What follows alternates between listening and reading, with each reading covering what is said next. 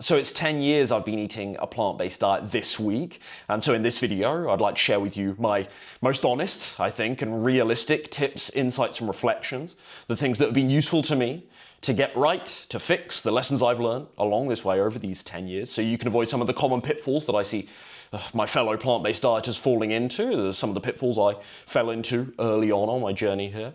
And yeah, I hope this is going to be really, really useful to you. Meal of the day, if you're new, this is what we do. Of course, I don't think we've had this one. Have we had this one on the channel before? I don't think so. This is avocado toast. So we've got a couple of slices of the old sourdough. We've got medium to large avocado there, so half on each.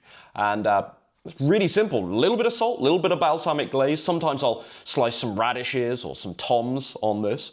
Throw on a few hemp seeds if I don't mind having those extra, quite a high fat meal. But no, this is good to go. So sadly now I've got to sit here looking at this thing whilst I walk you guys through my tips here over these 10 years. So let's get into number one. So the first lesson, and maybe I'm just really boring, but 90% of my diet is made up of the same 5 meals. Seriously, I'm rotating the same 5 or 6 meals every week over the course of the week. What I realized very early on is I'm not the kind of person that needs loads of variety. I don't need hundreds of recipes. I just need a few simple recipes that, number one, give me all the nutrients I need, of course, and number two, that I actually find enjoyable and realistic and practical for me. And that's all I really need.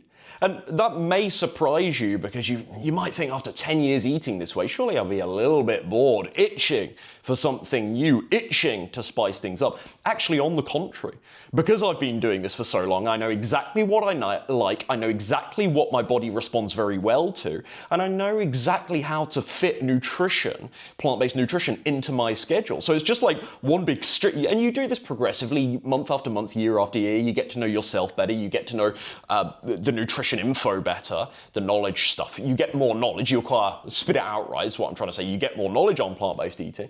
And so just progressively, as the months and years go by, like my diet has become more simple and repetitive because I know what works and I know what I enjoy. And I love that. And maybe you're watching this and you are the kind of person that needs a little bit more variety.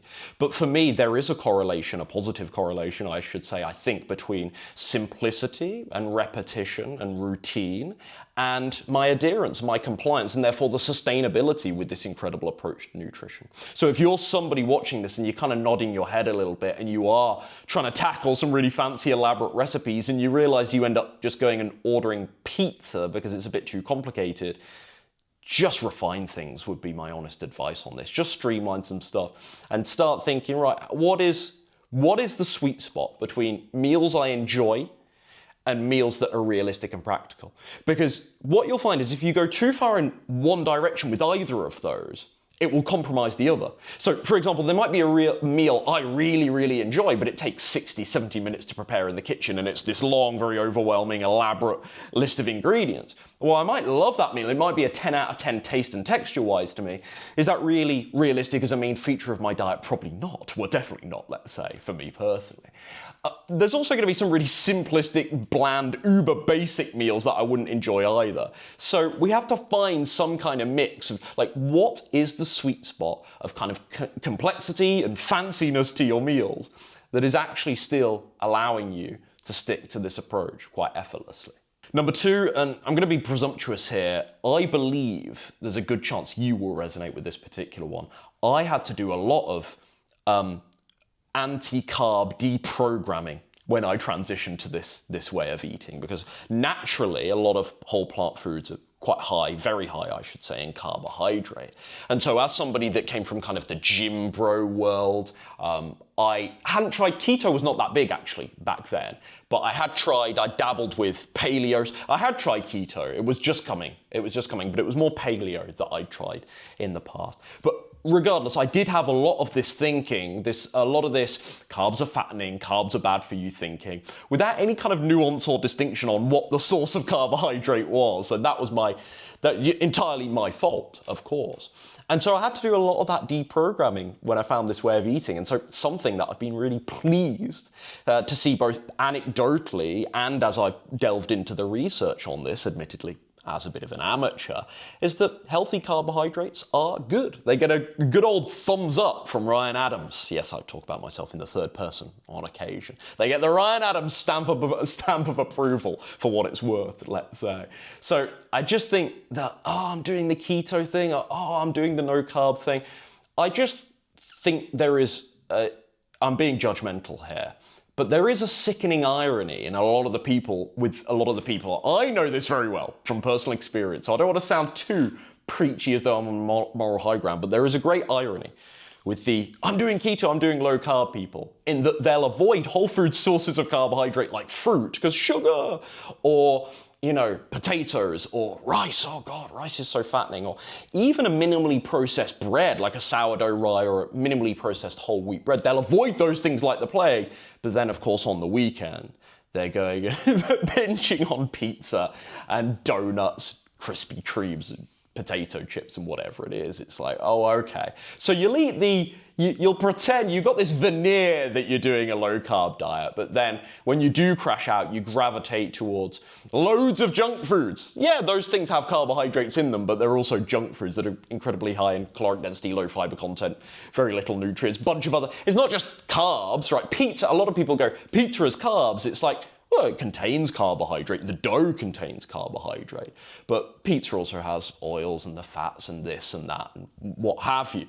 So to reduce it to carbs and then say carbs are bad because pizza is bad, I just think that's a stretch. I think that's so reductive. I think it's ridiculous without thinking what the carbohydrate source is. Anyway, rant over. I think healthy carbs are good, and I think they contribute, as all three macronutrients do, to a balanced diet that leaves you feeling fueled and nourished and allows for the best performance in your life. And when I say performance, I don't even necessarily mean from an athletic perspective. That is how I actually was thinking about it as I was saying it. But I actually mean performance in everything. So you've got the energy, the vitality to go and do things and to take care of your body. Right, the next one, number 3. This is the semi-controversial one, I would say. And there's people in my own audience who actually disagree with me on this, which is perfectly fine, obviously. But I think soy is fine. In fact, I think it's better than fine. I think it's brilliant. With the obvious caveat and disclaimer, I shouldn't need to always say this, it should be obvious. With the obvious caveat of, unless you're allergic, which some people is a tiny minority, but some people are. A lot of people think they're allergic to soy in the same way a lot of people think they're allergic to gluten. But if you are provably allergic to soy, or even at the lower end of the allergy spectrum, if you just have some very obvious, very tangible sensitivities, and your instinct is, yeah, I do have bad reactions. I might not be allergic, quote unquote, officially, but I do have bad reactions to soy. Fair enough, you might be an exception to this rule, but I think soy is fine. In fact, again, I think soy is better than fine. It's a wonderful source of many nutrients. It's just a bean. It's a bean. People are like, soy, it's so processed. It's like, soybean. We're talking about a bean. Obviously, it depends what you do with it, what you add it to, etc., etc., etc. But can we just keep in mind, we're talking about a bloody bean. I just think it's nuts, this conversation. But let me give credit. This is not credit. Let me also play devil's advocate and just mention very quickly here why people somewhat understandably have a bit of trepidation with soy. It's because it contains phytoestrogens. Now, the phytoestrogen, people hear estrogen, they start freaking out because they think, oh, I want all my hormones to be internal, I don't want the exogenous stuff, etc., etc.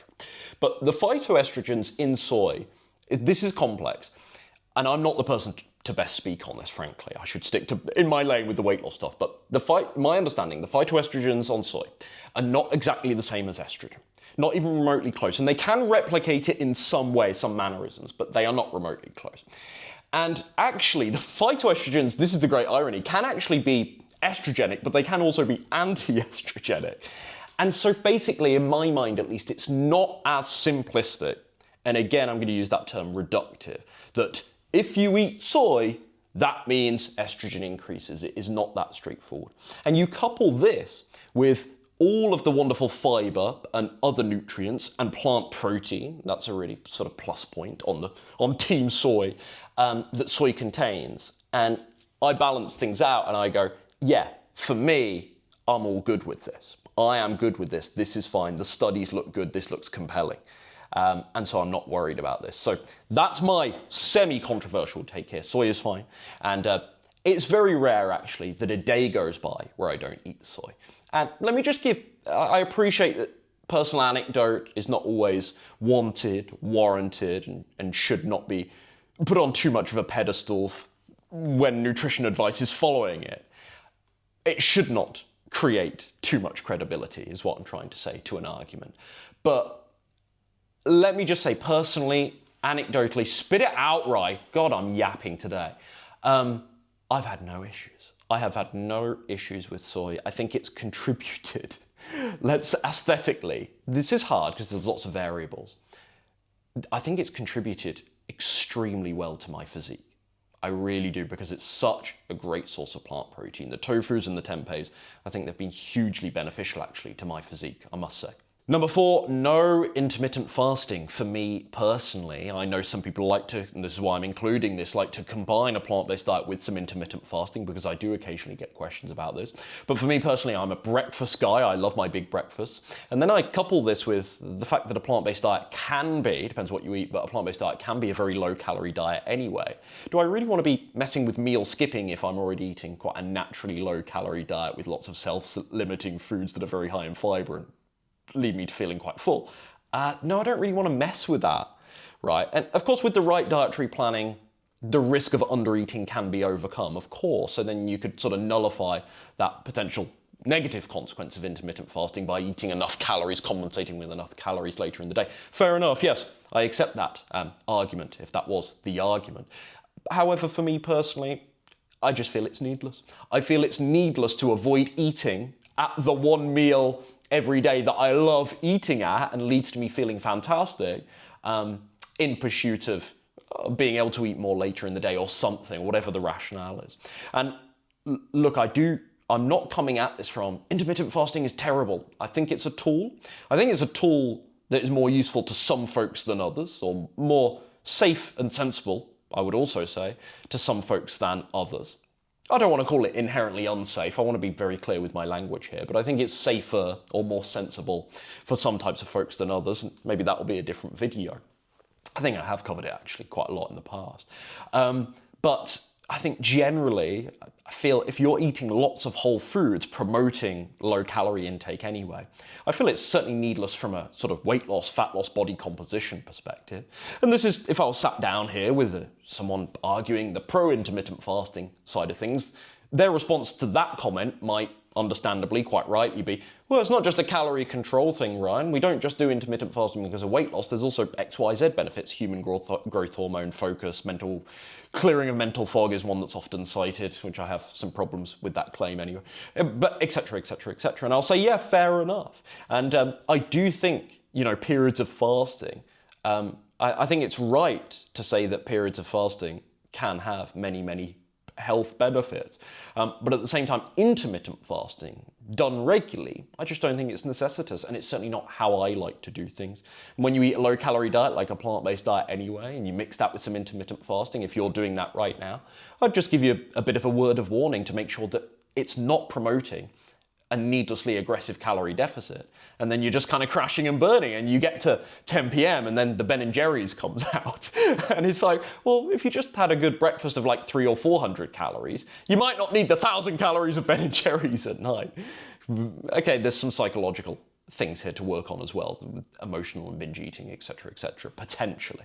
But this is one thing I'll see a lot with folks trying intermittent fasting, and I'm a believer in fueling throughout the day. That's when you need the energy anyway, the calories, layperson terms, but the energy anyway. And so that's when I want to be fueled, that's when I want to feel my best, that's when I want to be nourished.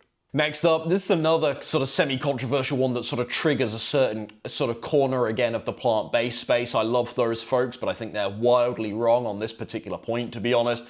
There is a popular take in many plant-based circles that the fat you eat is the fat you wear, and it's not true. It's a mere soundbite. The fat is high in calories. I don't dispute this, I wouldn't, but it's also packed with nutrients. Something like avocado is so rich in so many amazing nutrients. And in the right controlled amounts, I think it has a very important, actually an essential place in a balanced and diverse plant-based diet. And so for me, I'm eating these fat sources every day. Avocado, nuts, seeds, tahini, olives, Tofu, it has a little bit of fat content as well. And so, I mean, you'll get trace fat from lots of things you eat anyway, so that must be said. So the low-fat dieters often say, oh, you don't necessarily need to eat something that's sort of rich in fat because you'll pick up trace amounts of fat anyway. And that is actually a true claim. I agree with them on that. The question is it sufficient? And when I say is it sufficient for your nutrition needs? And so there's some debate around that. And the side I land on is actually a low to moderate fat diet, I think, is more sustainable, it's more nourishing than a very, very low fat diet.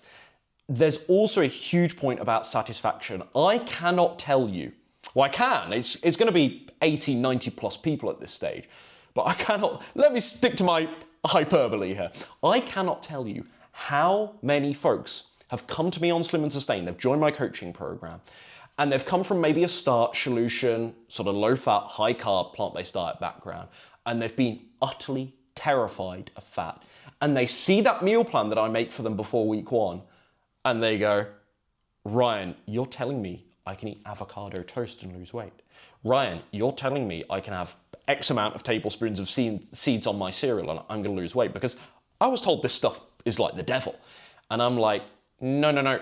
And this is the programming I have to do with my Slim and Sustain clients sometimes. No, weight loss is just a calorie issue, which we've all heard a million times before, but people get lost down diet, nutrition rabbit holes, and they forget these universal principles because they're so worried about, oh, I thought it was fat versus carbs versus, oh, what about protein? What about meal timing? Or, oh no, I have to do zone 2 cardio. That's the secret to fat loss. Like, it's just a calorie deficit. That's all it is. And pick your poison. There's lots of different ways to achieve a calorie deficit. But the point I'm trying to make here with regards to fat is, when we understand that weight loss is just about being in a calorie deficit, how can the fat you eat be the fat you wear so arbitrarily, so automatically? It can't. Right? Keto still works for weight loss. Don't advise it. Keto's a really high-fat diet, by the way, if you don't know. So it still works for weight loss. It's a high-fat diet. How does that work? Well, keto works when you're in a calorie deficit the same way a plant-based diet does. I don't think it's right. I think this is superior. I think low to moderate is a lot better for me personally, and that's what I observe with the vast majority of others too. And so having some of this in my diet, amazing. But satisfaction, I've got sidetracked slightly. What I meant to say earlier is also for satisfaction, I think all macronutrients. So a lot of people say, oh, protein makes me really satisfied. Carbs make me really satisfied. Fat makes me really satisfied. Truth be told, food makes you really satisfied. But I do think the body yearns for all 3 macronutrients. And it has been shown that affects, various hunger hormones in different ways. And so I think having that balance doesn't mean equal, by the way, because I don't think you should consume the exact same gram amount of carbs, protein, and fat every day. But having balance, what I mean by that is an appropriate amount of each relative to one another, relative to your nutrition needs also. I think that's what balance means to me, and it's going to be quite individualized. But balance is really, really important, and fat is a part of that. Rant over. Next thing that was very obvious to me, actually from as early as week 1 following a plant-based diet, but now I'm coaching and observing other people following a plant-based diet. This is a huge mistake I think people are making, thinking that all plant foods are automatically fat loss friendly. And so some people, very new to me, I must admit, will write to me, especially on Instagram, and they'll say, oh, I've been following a plant-based diet for 2 months. Oh, I lost some weight at first, but it stopped. Or, oh, maybe worse yet, I've been following a plant-based diet for 6 months and I haven't lost any weight. Occasionally, this is not common, I want to be clear, this is a minority of cases, someone will write to me and say, oh, I've actually gained weight since I've been following a plant-based diet over the last couple of months. And just the presupposition, or the assumption rather, maybe presupposition as well, no, it's not presupposition, the assumption there rather being that you would automatically lose weight simply by virtue of being plant-based. It's a calorie issue. I don't know how many times I'm going to say this, I know it's boring, there are lots of plant foods that might well be nutrient-packed whole foods, and they might you might think, oh, it's plant-based, right? That's great for me. That's going to be great for me. And many times, there'll be a correlation between, food being plant-based and it being very good for you. However, foods that are very high in caloric density that still might be nutrient-rich, such as nuts, therefore nut butters, seeds, therefore seed butters, and things like tahini, of course. Things like dried fruits, medjool dates. Avocado, less so, but because of its fat content, it's still got a reasonably high caloric density compared to vegetables or other vegetables and fruits, let's say, if you are trying to lose body fat right now, you want to be not avoiding these things altogether, because again, we talked about healthy fat sources and how you can fit those into your diet in the right controlled amounts and still maintain a calorie deficit. We spoke about that 10 minutes ago, whatever, 15 minutes ago. But if you are trying to lose fat, you just want to be careful with this stuff. If you're eating loads of nut butter every day and you actually turn the damn thing, people don't do this, people don't read nutrition labels, but you turn that nutrition label over and you're like, oh my goodness, that's X amount of calories per tablespoon. And I ain't doing a level tablespoon, I'm doing a big old thang. And every day you realize, oh, I'm eating like 2 ounces, 60 grams of nut butter. That's hundreds, that's probably like 200, 250 calories gone from nut butter. And it's like, look, if you want to use 250 calories from a really natural nut butter, I'm not going to tell you that's a bad move or it's the worst thing in the world. But if you're trying to lose fat and you're not currently losing fat and you're eating 250 calories a day on nut butter, then maybe I will tell you, hey, that's got to go, or let's cut it down, because you've got to start, when you want to lose body fat, doesn't matter which diet you're on. My best piece of advice is you've got to start thinking about bang for buck. Which foods give you the most fullness and satisfaction per calorie? Because you get a limited amount of calories per day. Even if it's quite a generous amount, because you're very active like me, you still get a limited amount of calories per day. Use them wisely. Use them wisely. Pick the plant foods that give you the most satisfaction per calorie. That's not to say you should eat lettuce all day. I get to eat unlimited lettuce, Ryan, and that takes me to 1,800 calories. That's my sweet spot. It's perfect. No, that'll be really boring, and you're not going to get all the other nutrients that you need. But you can, and it will be impossible. But you catch my drift. Like you want lots of diverse foods in there from all of the macronutrients, like we've referenced throughout. But some of those calorie-rich foods, maybe they need reducing, is what I'm trying to say. And lastly, final little tip before we wrap up, because I'm conscious that I've been yapping for far too long here and my delicious avocado toast is now going to be freezing stony cold. So that'll be fun in a moment. But final little tip here. This is something that I actually think is really overlooked by lots of new, especially vegans and plant-based dieters. But I also must say, I know long-term vegans, we're talking 5 years plus, that do not, I feel, pay enough attention to this issue. And it's something I'm really grateful that I got sorted early on. And it's supplementation. I am actually very pro supplementation. I do simultaneously want to say that a lot of the scaremongering from other nutrition communities about vegan deficiencies is absolutely ridiculous, completely overplayed, and it's full of hypocrisy and double standard. And I think this way of eating is incredible for vitamins, minerals, antioxidants, fiber especially, etc., etc., etc. So my view on supplements is kind of a fill-in-the-blank insurance policy thing. Let's see what I'm missing, let's see what I could potentially be low on, and let's fill in those blanks. So I would say, very pro-supplementation. And I personally like to take vitamin B12, vitamin D, big dose. I do 4,000 IUs of vitamin D per day. And especially in the winter, I'm on the ball with that. And a DHA/EPA supplement from omega-3 supplement from algae oil. I'm also a big fan of creatine, monohydrate. I also like to make sure my vitamin D comes with K2 as well.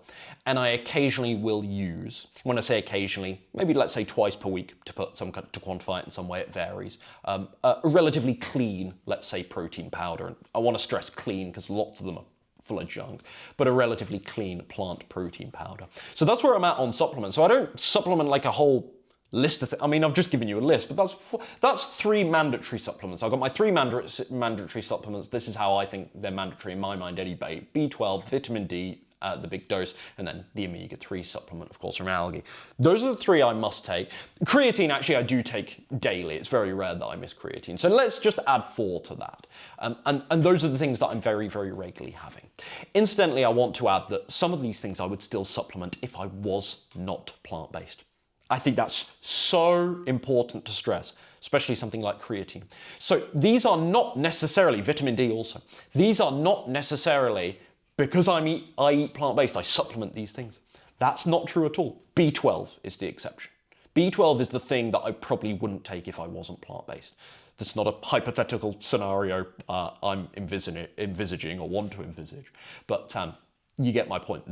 Not all of these things I take because I'm plant-based. I take them because I think I should take them. And I would take them regardless of dietary choices, some of them. Now, there's kind of a secondary list. Maybe it's worth supplementing things like calcium. Maybe some of my female clients, especially if they're still in menstruation, will supplement iron, a small amount of iron. Maybe I have some of my male clients supplement zinc and I support them with that. Yeah, there are iodine, might be another one if you don't use iodized salt or you don't eat seaweed often, etc., etc. But I think these are largely secondary. Like in my mind, there's my mandatory list, bit of creatine, bit of plant protein powder, and I'm good to go. That just fills in the blanks, the things that I want to get around my very whole foods and nutrient-rich diet. So that's it. These are some of my best and certainly most honest insights and ideas on how I feel and perform my best every day after eating a plant-based diet for 10 years, a decade. God, that makes me feel like an old man, but yeah, feeling pretty good, I've got to say, for 31 years old, and I think a plant-based diet is a part of that. Yeah, there's other lifestyle factors that contribute, but I think this has played a really important part in my results, and I'm very grateful to it. And if you are ready to lose some weight right now, and you do resonate with my particular approach, if you want me to eliminate all the guesswork, tell you exactly what and how much to eat, what to do for exercise, and hold you accountable every step of the way, this is exactly what I do for my clients inside Vegan, Slim and Sustain. I'll put the link down below for you to go and learn more about what I do with my clients there and what it looks like to work with me directly. Okay, talk soon.